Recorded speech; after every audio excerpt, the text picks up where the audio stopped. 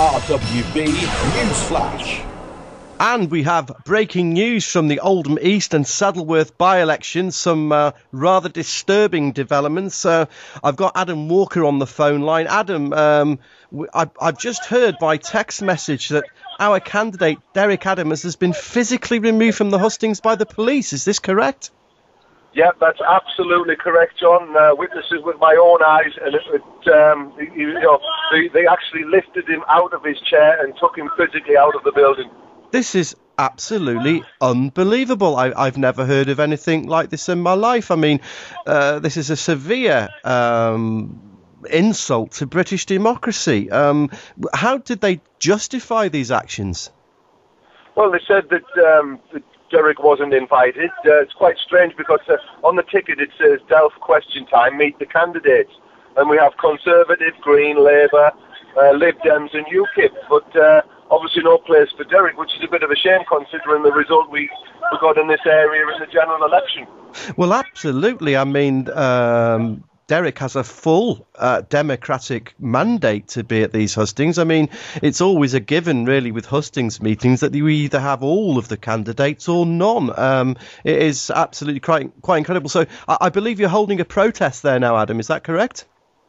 Yes, we've got a protest on the go. We've got the tannoy on the go as well. I've been putting a few questions to the panellists via the tannoy. Obviously, because they're behind closed doors and closed walls, they won't be able to answer them. But hopefully, the people who are in there will get a general gist of how absolutely disgusted this situation. I mean, I wonder what the members of the public who are present made of all this. I suppose you could look at it in the sense that it highlights the injustice and the anti-democratic credentials of these other so-called political parties. Yeah, I mean, it was a full house in this auditorium. It's in a community centre, and there was a lot of people there. There wasn't a spare chair, and they actually witnessed Derek being removed from his chair by the police, and it was quite a hideous thing to behold. Yeah, now we're going to be carrying a story on the main BNP website. One of the party texts I saw was advising people perhaps to call Oldham police and ask them why they'd taken such action. Would that be correct, Adam?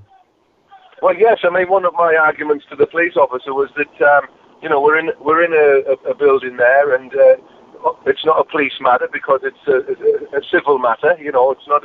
Derek hadn't actually committed a crime because all he was doing was simply taking his position behind the panel. Yes. And they said that they used the excuse that it could potentially cause trouble within the audience, and I thought it was quite a pathetic excuse for the removal of a candidate who obviously nobody wanted to hear. It's quite disgusting because, of course, what should have actually have happened is if there was trouble, which we very much doubt there would have been any trouble in the audience, then those troublemakers, they are the people who should have been removed by the police, and certainly not a democratic candidate standing in this election. And it's as you say, it's not as if Derek's standing for one of these other parties. He's not a monster raving loony or pirate candidate or bus pass Elvis even. He's a serious candidate from a serious campaigning political party, and I'm sure this will highlight to the public just what a sham of a democracy that we're living in, especially in places like Oldham. Well, it is, and we've had some comments from people talking about the leaflets we've been putting out. Now, I don't think people want to hear the truth around here. I think they want to bury their heads in the sand and hope that everything will go away. And I'm referring to the grooming of our children by Muslim paedophile gangs there, John. Yes. You know what I mean? So some of these people, they don't want to face these issues in the hope that they're going to go away. And if I remember correctly, Mr. Griffin was himself facing 7 years in prison for saying exactly what Jack Straw said recently. Yes, I can remember back as far back as 2001, Adam, this party was highlighting this very problem in Oldham, and again in 2004 in places like Keighley, and it's constantly been the British National Party that's been highlighting this.